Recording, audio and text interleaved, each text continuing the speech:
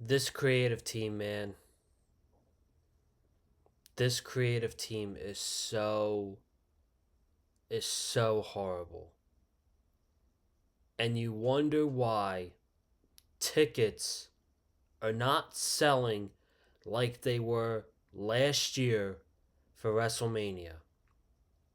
You are going to get the same fans to pay the same prices for a product that has not been good in the last year.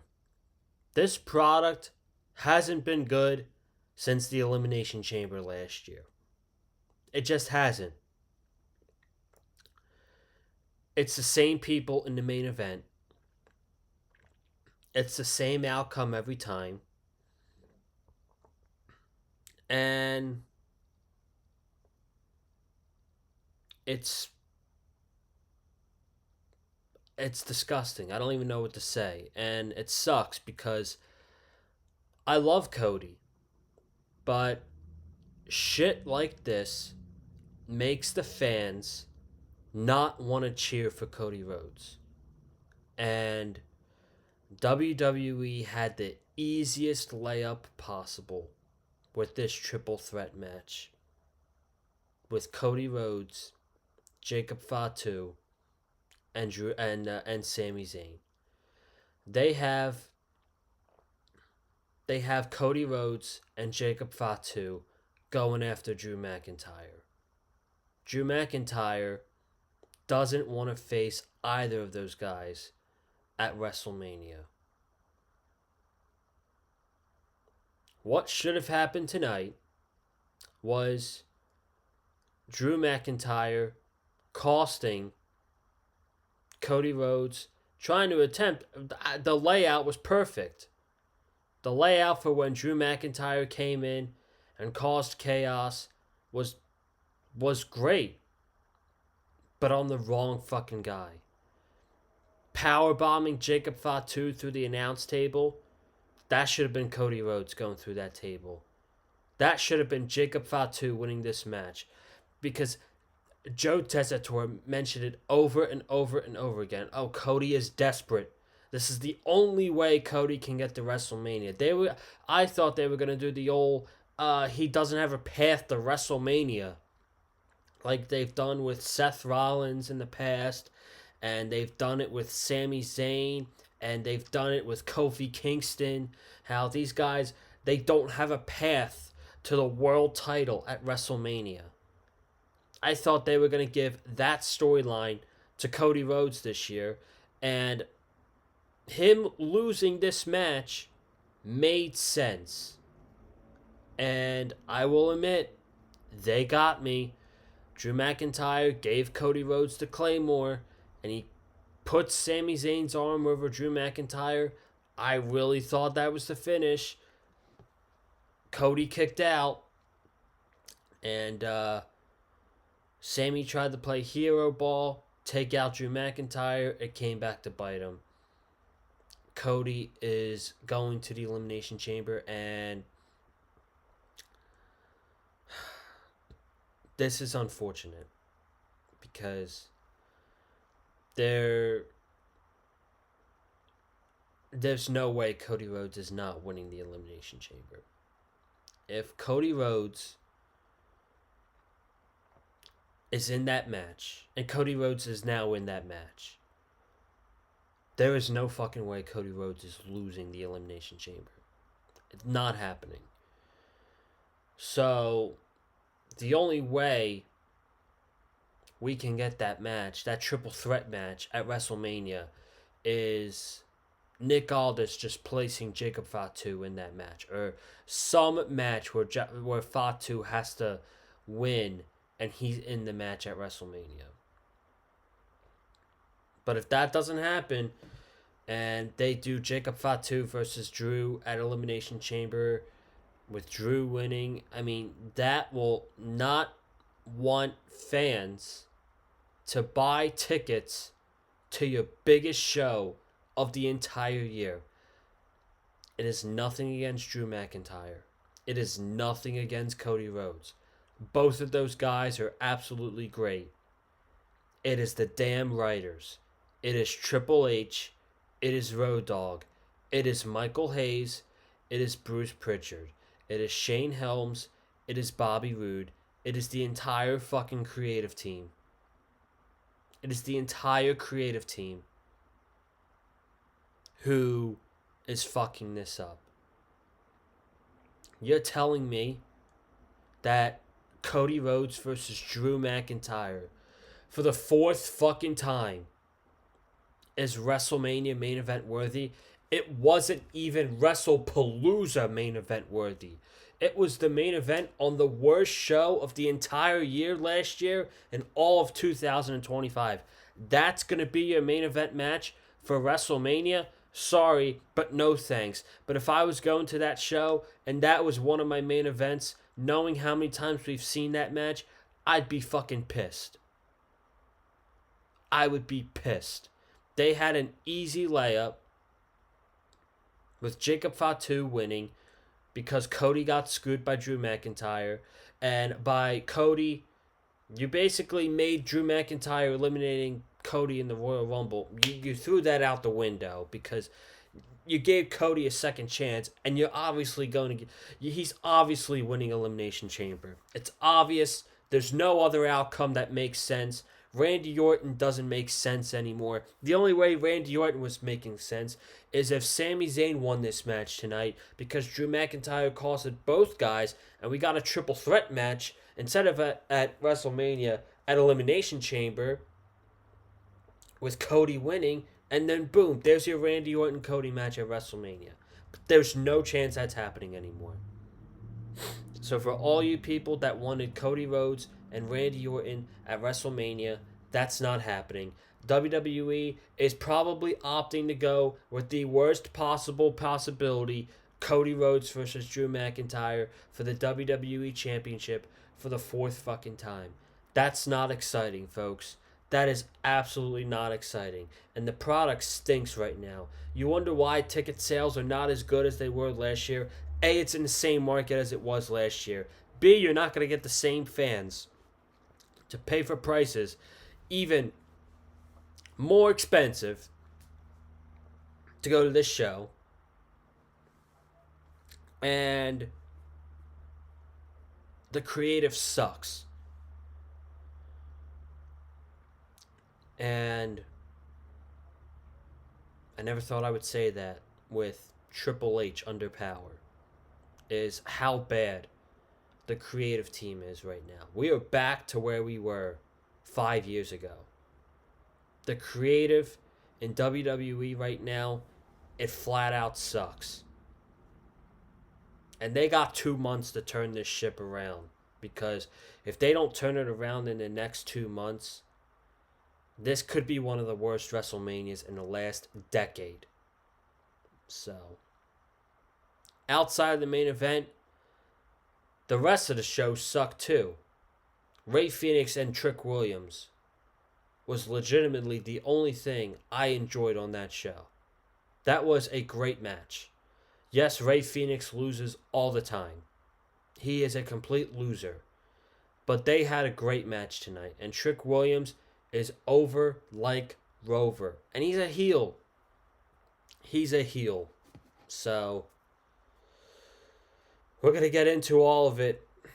I appreciate you guys joining me here tonight for the Smackdown review. It is Valentine's Day weekend. And we will review this show. I'm just typing one more thing in my notes here. Okay.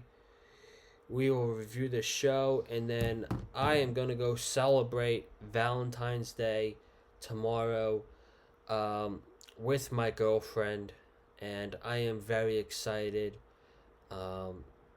just to go out, get myself a nice steak, go to David Buster's, go to breakfast.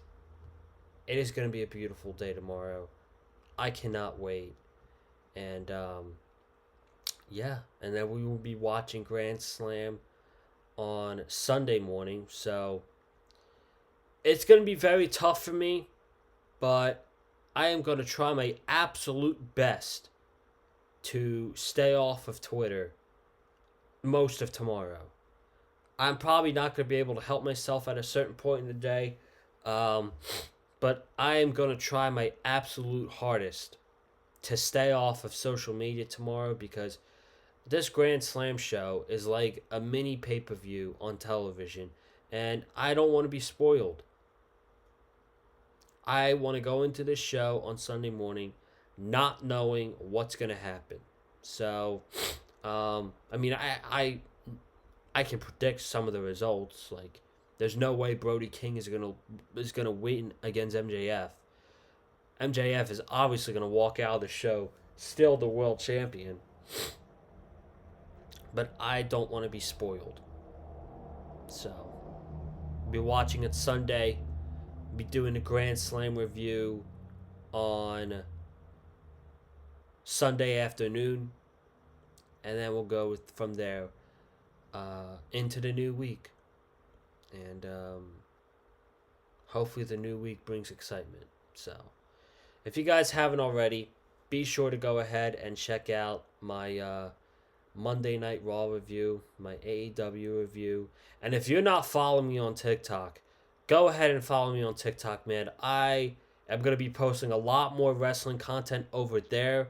I'm going to try to make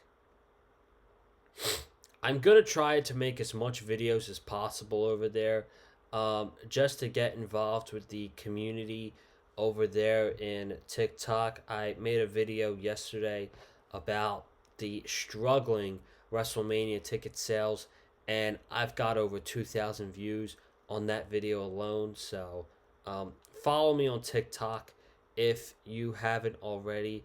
I will leave a link in the description below for that. So, and Twitter as well. Twitter would be nice, but really putting over the TikTok one. All right, so Tiffany Stratton kicked off Smackdown,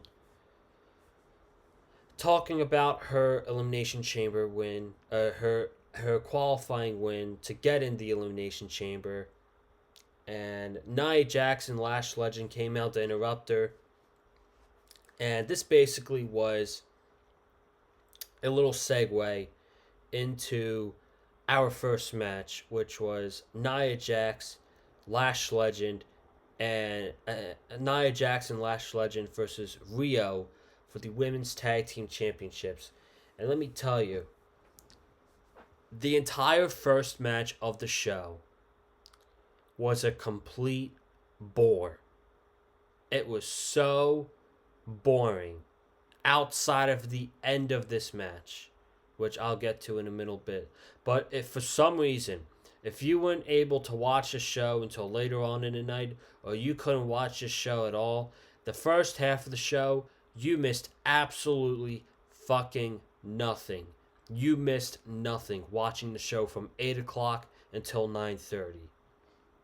But the only interesting part in that hour and a half was the end of this match, because this match did end up going into a DQ because of the brawling on the outside, which felt stupid because there's brawls all the time on the outside, but I liked the ending. So Legend and Nia Jax, they're in control, and Lash Legend, she goes for a table, and she's going to put Rhea Ripley on the table, but Rhea is fighting back, and Io knocks over Nia Jax onto the apron, and Io does a running crossbody onto Nia Jax, and they go through the table on the outside, which was a really nice spot. It got a loud holy shit chant, and then they followed that with Lash Legend spearing Rhea Ripley through the barricade.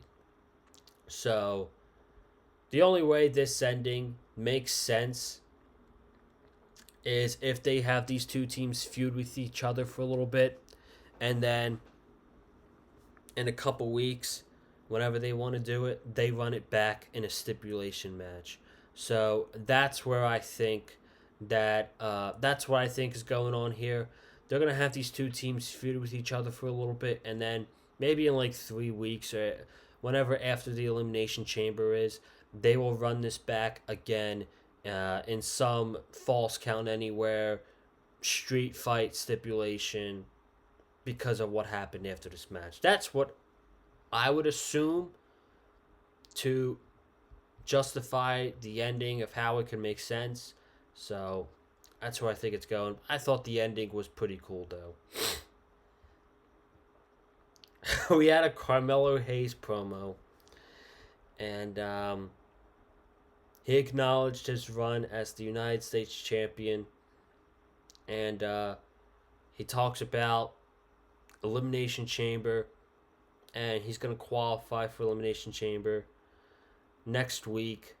But as for tonight, he owes one to someone, and he says, Ilya Dragunov, you're up right now. So I'm like, oh my god. They don't have anybody else on the fucking roster outside of The Miz and Ilya Dragunov for this guy on the roster to wrestle.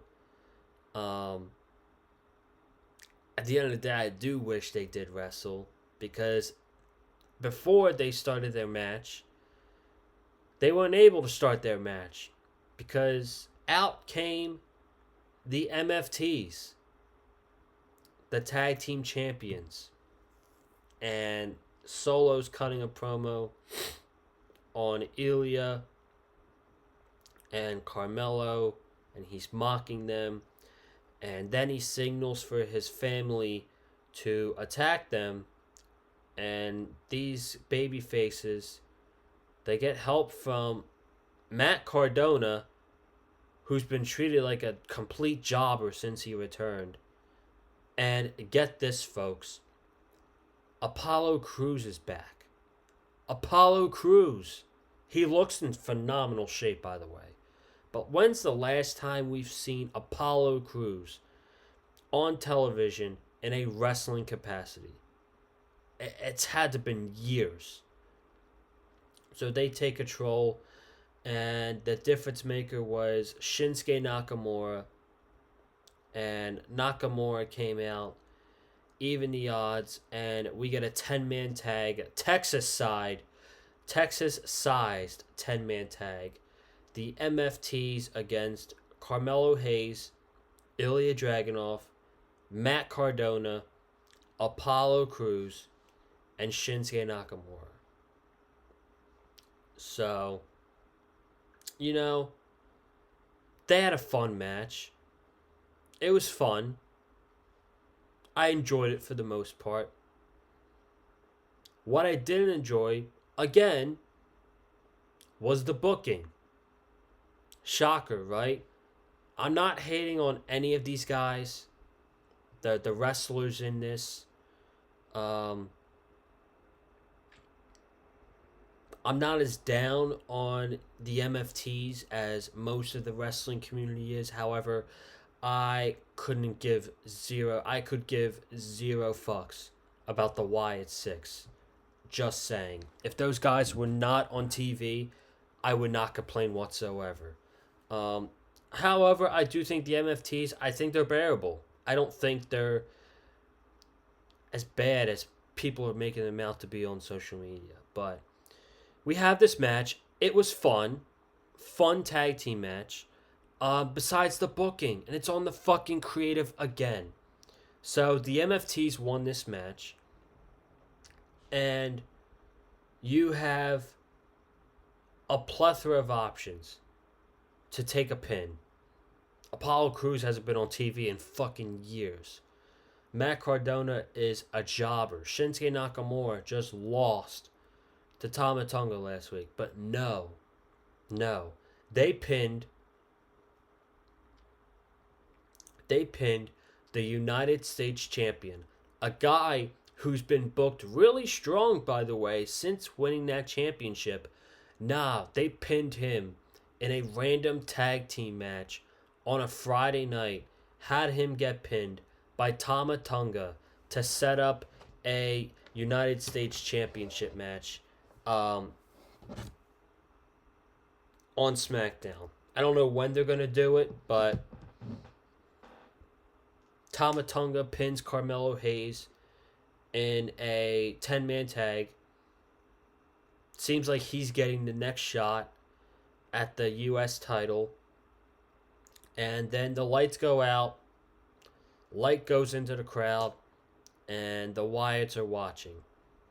And I couldn't give zero fucks about this feud. It is time to move on. Nobody fucking cares anymore. The Wyatts are so hokey. They're so boring. And this stuff tonight with the MFTs was way better than the feud with the Wyatts for what? It feels like 5 months now. Like it's ran its course. It's over. They have they should be feuding over the fucking lantern. Honestly, this feud has derailed the tag team division so badly. This is Road Dogg, okay, the head writer of SmackDown. This is Road Dogg and Triple H telling you that they're more into this fucking feud that's ran its course over Fraxium, over Motor City Machine Guns, over the Street Profits, actual great tag teams. Think about that for a minute, folks. Think about that. Women's qualifier, Alexa Bliss, who had tension with Charlotte Flair backstage, Zelina Vega, and Julia. They gave this match to Alexa because, of course, they did. They didn't want to give it to Julia. They didn't want to give their United States champion some spotlight in the Elimination Chamber. What should have happened was Charlotte should have accidentally costed Alexa Bliss this match. And Julia should have won. But that's not going to happen because Alexa's in the chamber. And next week, Charlotte is going to qualify to be in the Elimination Chamber. So, there's that for you. I didn't really think much about that match, but, you know, it is what it is. Trick Williams. Finally, we got something good on this show. Trick Williams came out to super loud whoop that Trick chants from Dallas, Texas. And he's on the microphone. And he's talking about lemon pepper steppers. I really hope they don't use that line every week. That should be saved for when he actually needs to say it. He doesn't need to mention it in his promo every week. That's the only thing I will say about Trick Williams.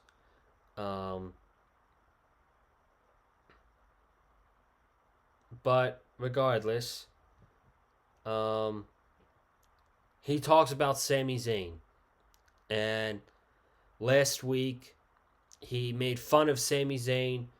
This week, he is burying Sami Zayn on the microphone. He said, Sami Zayn, you disgust me asking for another chance. You already had one against Drew McIntyre, and you're getting another one tonight against Jacob Fatu and Cody Rhodes. We've seen you fall too many times, and next week it's my turn in my hot lemon shoes. So, next week it's Trick Williams, Damian Priest, and Carmelo Hayes in a qualifier. It's going to be the first interaction between Carmelo and Trick on the main roster. So, as for tonight, we got Trick Williams versus Rey Fenix. And they had their first match about a month ago in Germany. And I didn't think it was all that good. And they ran it back tonight, and this was much better. As a matter of fact, this was great. And this was easily the best thing on the entire show. So, uh, Trick Irish whips Ray Phoenix into the ropes, and Ray does a standing handstand, bounces off the ropes, and a back forearm. Ray goes for a rolling DDT. Trick catches him, talks some smack for a little bit, and then he just slaps him in the face. Ray Phoenix, beautiful drop kick off the top rope, and then later on, Trick Williams with a massive round kick right to the face of Ray Phoenix. Wiped him clean.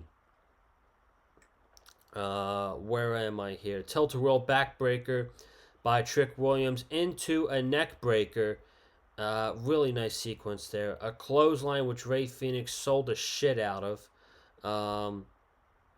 Kick out by Trick after a roll-up. We get back from commercial break. Ray Phoenix is laying some chops in on Trick.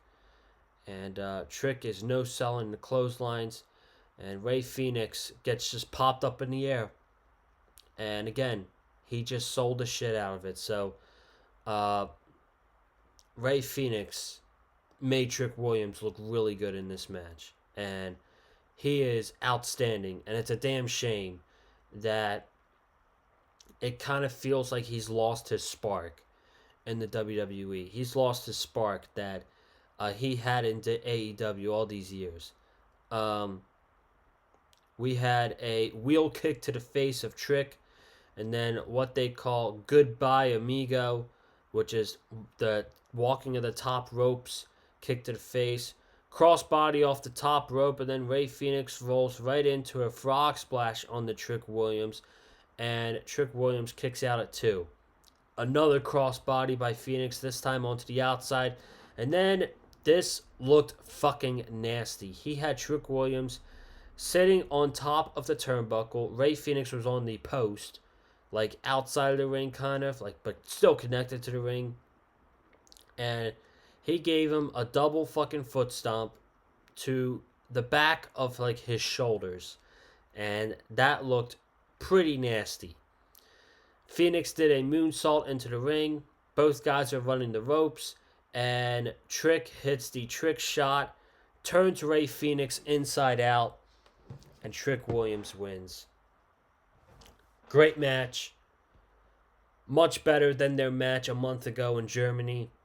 And Trick Williams, he is so incredibly over right now. And he's a fucking heel, which is insane.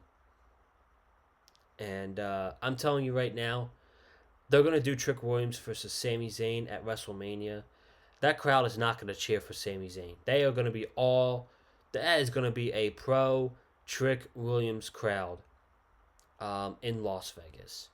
Nobody will be cheering for Sami Zayn in that match. But again, even though he lost, this just goes to show you how great Ray Phoenix is and how incredibly underutilized he is in WWE. Jordynne Grace versus Jade Cargill for the Women's Championship.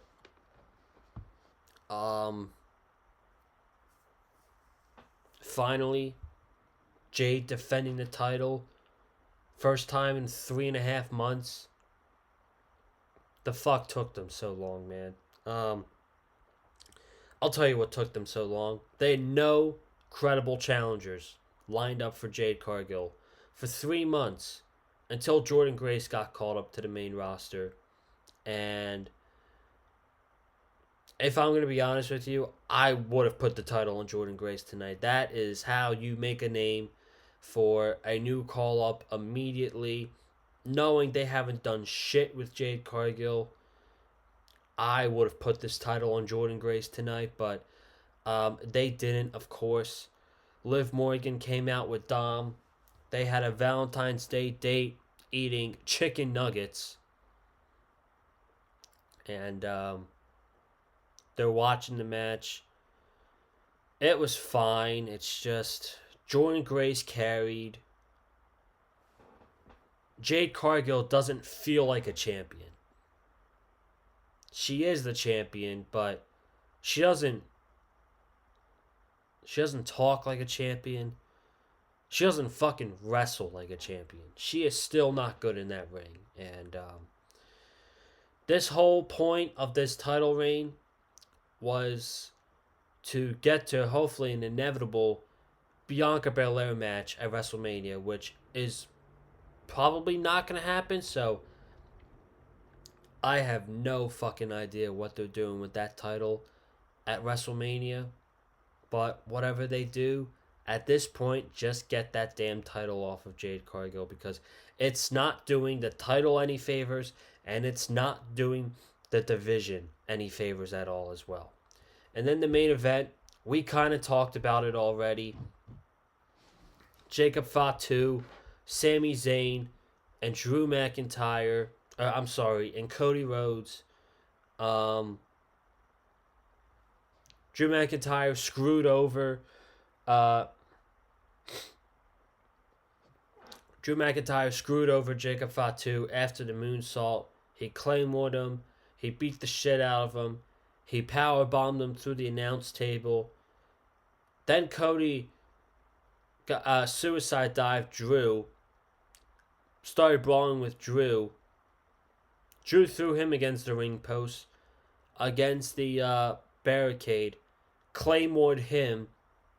Draped Sami Zayn over Cody Rhodes. And they really did get me with that finish. Cody fucking kicked out. And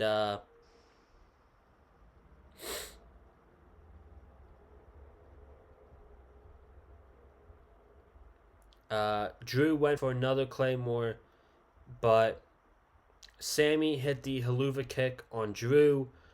Cody hit the crossroads on Sammy, and Cody Rhodes won this qualifier.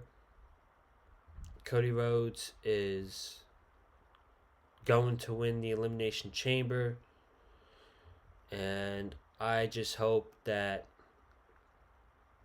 somehow Jacob Fatu is in this match at WrestleMania, because